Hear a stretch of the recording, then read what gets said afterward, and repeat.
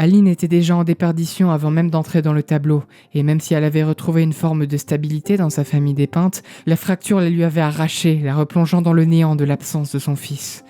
Son cœur demeura dans le manoir de la vieille lumière, son avatar y vivant pour elle la vie partagée avec ses créations qui lui étaient désormais inaccessibles, mais son esprit resta seul au sommet du monolithe, d'où elle pouvait observer les ruines de la toile de Verseau. Les créations d'Aline étaient aussi nombreuses que complexes, et elle savait qu'elle ne pouvait les conserver éternellement face aux efforts constants de Renoir de les effacer, maintenant que Cléa avait assuré qu'elle ne pourrait récupérer leur chroma. Elle se créa alors son propre Axon, un autoportrait qui représenterait ses émotions.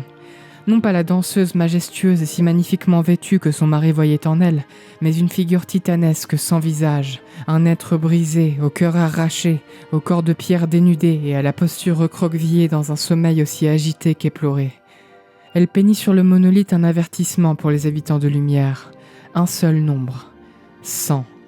Le nombre d'années pour lesquelles elle pouvait les garder en vie, les préserver face aux efforts de son mari.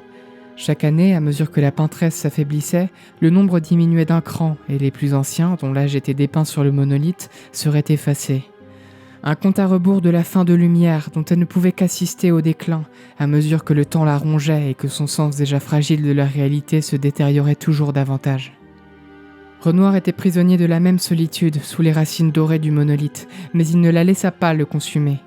Il continua obstinément à peindre, à esquisser et, chaque année, à effacer les créations de son épouse.